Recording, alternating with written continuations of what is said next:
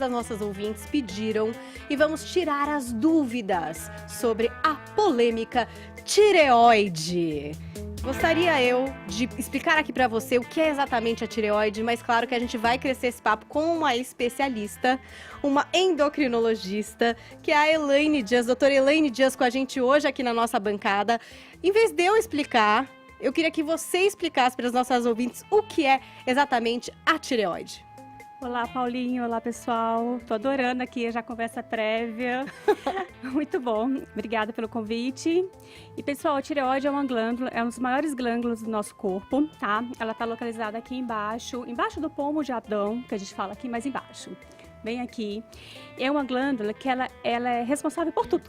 Absolutamente tudo. Ela é responsável pela nossa respiração, pelo batimento do nosso coração, ela é responsável pela regeneração celular do nosso cabelo, da nossa pele. Ela, quando ela está alterada, pode alterar o colesterol, a glicose. Ela é responsável pelo nosso humor, pela nossa memória, tá? E principalmente pelo nosso metabolismo. Gente, tireoide é vida e você de repente nem sabia ou sabia, porque é bastante comum mulher ter problema na tireoide, não é, doutora? Exatamente. A incidência maior é em mulheres, né? À medida que elas vão envelhecendo, vai crescendo a incidência. Acima de 40 anos é bem comum. Acontece em homem também, pode acontecer em qualquer idade, pode acontecer em crianças. E as mulheres, depois da menopausa, o acometimento é maior. Diga, Adriana. Eu tenho uma dúvida aqui, na verdade, sobre os temidos nódulos, né? Toda vez que a gente escuta essa palavra nódulo, já dá uma certa paranoia. Né? E aí tem um dado aqui que mulheres acima de 40 anos têm cerca de 40% de probabilidade de apresentar esses nódulos. Quando você tem 50, sobe para 50% e depois dos 70 explode. A gente vive uma epidemia de nódulos? Problemas na tireoide. Na realidade, assim, é o que eu estava conversando, né, anteriormente, assim, a média é de 60%, então seus dados estão corretíssimos, Adriana. E o que acontece? Não é que está havendo epidemia, a gente está diagnosticando mais, né? Hoje em dia tem vários médicos que dentro do consultório tem um aparelho de ultrassonografia, que é um exame extremamente fácil de fazer, né? Como eu tenho um aparelho de ultrassom. Então, assim, a gente está diagnosticando muito mais o nódulo tireoide, mas grande parte, que grande parte desses nódulos, só 5% são malignos. E dentro desses malignos, assim, a possibilidade desse maligno causar algum problema é muito, muito pouco. Por quê? Porque como o diagnóstico está sendo muito precoce, a grande maioria desses nódulos são nódulos pequenos e não vai causar absolutamente nada nessas pessoas. Inclusive, eu estava conversando com a Adriana, né, que tem um estudo muito bom de um professor da USP, que chama Hélio Bisi. Ele faleceu, mas ele fez um estudo muito legal para a sociedade, que ele pegou várias pessoas que tinham morrido de causas externas, né, violentas, e fez a autópsia de várias tireoides. Vamos dizer que de 100 pessoas que ele avaliou a tireoide, ele cortou bem pequenininho para diagnosticar o microcarcinoma, que é aquele câncer menor que 1 centímetro. E ele viu que 10 a 15% das pessoas que estavam mortas por outros motivos tinham carcinoma de tireoide. Ou seja, ninguém morre de tireoide. Mas a tireoide afeta o seu peso, né? Afeta tudo sua pelo vida. Visto, porque é cabelo, memória, enfim. Disposição. Quais são esses sintomas que a gente pode estar sentindo? Assim, ao nódulo, você falou que tem um exame de ultrassom. Mas tem gente que percebe com palpação? Sim. Fica inchado às vezes, não fica? Sim. Na grande maioria das vezes, hoje em dia, é através da ultrassonografia, um exame feito de rotina. Mas antigamente, né, a gente se palpava muitos nódulos. Fica inchado, mas fica inchado por outros motivos. Para, Juliana, de ser paranoica. Eu sou que é um pouco hipocondríaca. Tadinha da sua tireoide, Mas, doutora, Ju, não fica palpando. Voltando aqui para o assunto da tireoide que funciona mal. Na verdade, os nódulos, eles não são os grandes causadores dos problemas que a gente sofre de hipo e hipertireoidismo. Tá difícil. Né? Outra coisa que acontece, né? Que é a síndrome. A grande maioria das vezes, o nódulo, ele não causa alteração no funcionamento da tireoide. Tanto para o hipo, que é o funcionamento ruim, né, pouco, tanto para o hiper, que é o funcionamento a mais que é o necessário, tá? É raro o nódulo causar alguma alteração no funcionamento da tireoide. A principal causa de alterações na função da tireoide é uma tireoidite de Hashimoto, que é uma doença autoimune que você produz anticorpos contra a sua tireoide. E esses anticorpos, eles vão destruindo a sua tireoide, tá? É uma doença relativamente comum, geralmente é familiar, então se você tem histórico familiar, a possibilidade de você ter um Hashimoto evoluindo para um hipotireoidismo é grande, principalmente em mulheres, né? Aquele perfil. E, porém, é uma doença extremamente fácil de tratar, mas tem que ser tratada. E é super chato. Os sintomas é que acabam com a sua vida, né? Que é cansaço. Quais são os sintomas do hipotireoidismo? Então, o hipotireoidismo é o mais comum, né? O mais comum é o que a gente está falando aqui, que é a principal causa de problemas de tireoide no mundo. E aí, é cansaço. É muito acentuado, assim, é muito evidente, né? Desânimo, alteração da memória, do raciocínio, concentração, queda de cabelo, unha quebrando, pele mais seca, tá? E deixa eu fazer uma pergunta, são todos juntos? Ou assim, quando você tem meio que todo esse quadro, ou você vai tendo alguns quadros, não necessariamente tem todos. Por exemplo, tá muito cansada, super sonolenta, sem memória, mas tá com cabelão bonito, unhas fortes. É o meu caso na vida. Então, vai de cada pessoa, né? Às vezes um sintoma é mais acentuado numa pessoa. Por exemplo, não citei, né? O ganho de peso é muito evidente. Então, diminui o metabolismo acentuadamente. Então, só a tireoide em si, ela aumenta 10% do seu peso. Então, já é muito. Já dá pra anotar. Na verdade, acho que o legal, doutora Elaine, é essa questão de um comparativo com você mesma, né? Porque a gente fala assim, cansaço, todo mundo fica cansado. Mas, de repente, um cansaço muito maior do que aquele que você experimentou até agora, né? Porque é difícil... Todo mundo, gente, se sente cansado, Não, né? todo mundo tem meio burnout, subjetivo, né? Não é mais exatamente. cansaço, é Eu aquele... tô cansada agora, por exemplo. Eu já acordo cansada. Você Mentira. acha, doutora, que esse pensamento tem a ver, assim, para as nossas ouvintes que, de repente, estão se identificando? É uma coisa de analisar como eu era e como eu tô? Correto, Paulinha, assim, extremamente correto. É o que eu faço no consultório, né? A pessoa vem com a queixa de cansaço, desânimo. Eu pergunto, começou quando? Né? É um cansaço anormal? Porque você trabalha bastante. Quem não trabalha aqui em São Paulo? Muito, né? Então, assim, quem não é estressado, né? Quem não está acelerado? Então, assim, a gente sempre tem que pegar uma referência. Olha, de um ano para cá, eu comecei a ficar muito cansada, muito desanimada. Eu comecei a ganhar peso do além, sabe? Sem mudar meus hábitos alimentares, sem mudar minha rotina. Então, sempre a gente tem que ter uma referência, sim. E nos homens tem também um outro fatorzinho, né? Que acomete ali o problema da performance, certo? Sim. não Sexual. Fala com todas as letras, menina. Sei lá, né? Vai invadir ali o... Vamos falar sobre isso. O território. Performance sexual dá ruim com problema na tireoide? Sim, total. Tanto homem como mulher, tá? Nossa. Na realidade, tanto homem como mulher. Porque, assim, o hipotireoidismo, principalmente o hipotireoidismo, né? Que é o pouco funcionamento. Ele aumenta a prolactina, que é um hormônio produzido também na hipófise, igual o TSH, né? Que é uma glândula aqui em cima.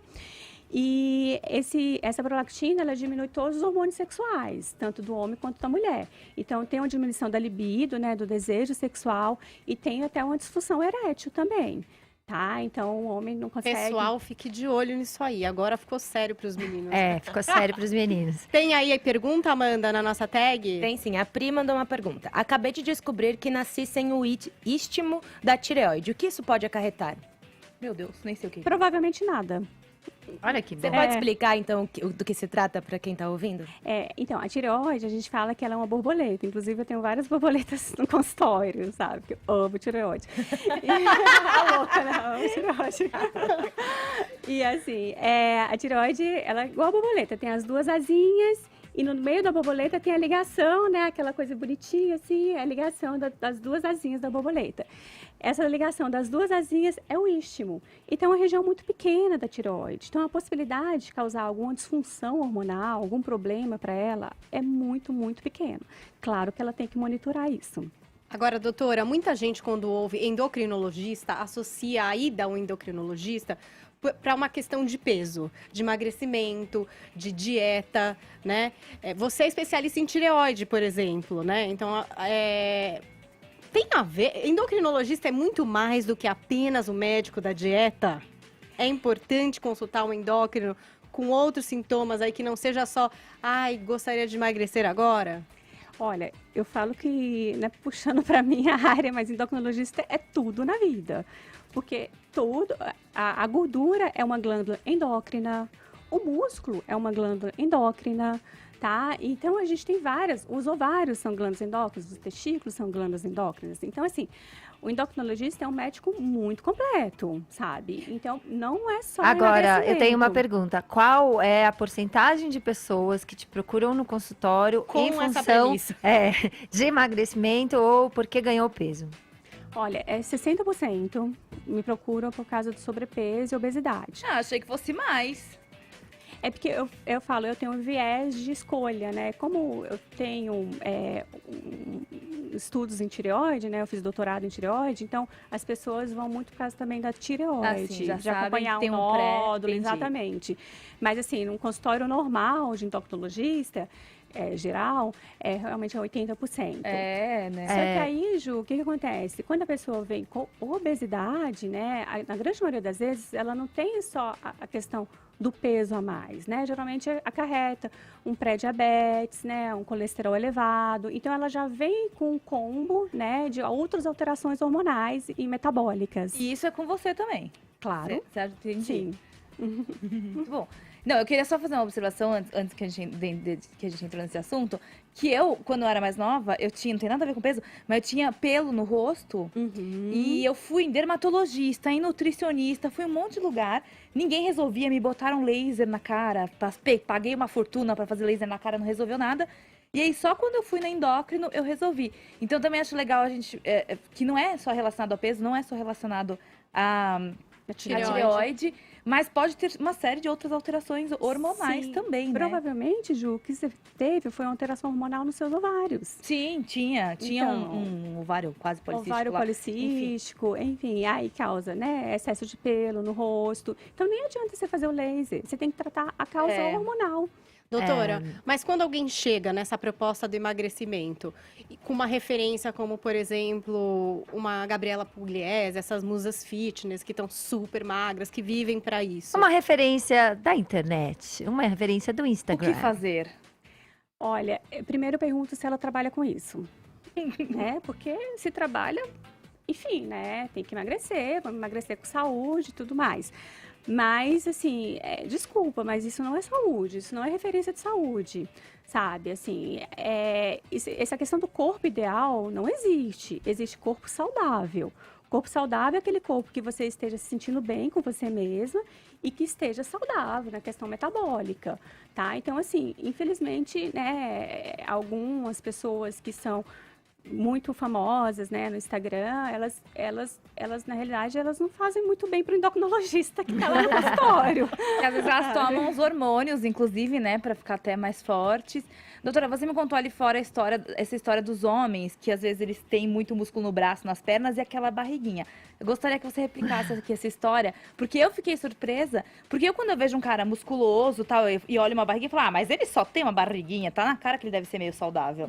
Eu gostaria que você comentasse essa história que você me comentou. Eu estava falando com a Ju que não existe padrões, existe pessoas, né? Então, assim, às vezes você vê uma pessoa que toma muito hormônio, né, de forma indiscriminada, para ficar musculoso, e não tem uma alimentação saudável, não dorme bem, não tem hábitos saudáveis, né? Aí você vê aquela pessoa muito musculosa, sem gordurinha subcutânea, que eu acho linda, né? A gordurinha subcutânea, que é a gordurinha do bem, que a gente fala, né? Eu Não faz gosto que mal ela pra fala saúde. e olha pra mim. Gordurinha subcutânea. E aí, assim, e essa pessoa, como ela não tem hábitos saudáveis, essa gordura dela, ela vai todo, um pouquinho de gordura que ela tem a mais, vai todo para as vísceras, que é aquela gordurinha abdominal, a gordurinha visceral. E a gordurinha total do mal. Essa gordurinha inflama, gente, causa câncer. Eita. Tá? Causa mais de 18 tipos de câncer, a gordurinha visceral. Ela altera os hormônios tiroidianos, altera os hormônios da testosterona, os hormônios sexuais, aumenta o colesterol, aumenta a glicose, causa uma doença cardiovascular. Então, ou seja, aquela pessoa que você acha que é super saudável, na realidade, Tá toda podre por dentro. Exatamente. Melhor um gordinho que se cuida do que um boladão de academia. Brincadeira, gente, tô Ainda na zoando. polêmica das Concordo. academias, queria falar sobre os alimentos termogênicos que aceleram o metabolismo, que fazem, na verdade, tentam fazer, né? Vendem milagres. Como se o metabolismo fosse acelerado, assim como no hipertireoidismo. O óleo de coco, no caso, né? Que eu acho que é um grande alimento polêmico. Você acha que ele faz mal ou ele faz bem? O que acontece quando você ingere óleo de coco no pré-treino? Olha, primeiro, alimento termogênico e substâncias termogênicas, elas praticamente não são termogênicas, isso é mito. Tá? Conta! Porque estudos mostram que aumenta, assim, 3 calorias por hora que você gasta a mais. Ai, dá um beijo que Calorias. funciona melhor. Claro, o beijo gasta até mais, né? Então, manda beijo na galera. Bem melhor. E assim, esses alimentos termogênicos e termogênicos em geral, que tem cafeína, eles te dão uma disposição. Então, consequentemente, se você vai malhar melhor, você vai progredir Dá mais uma na atividade animadinha. física, dá uma animadinha, exatamente. Em relação ao óleo de coco, o óleo de coco, ele é bem polêmico, de fato.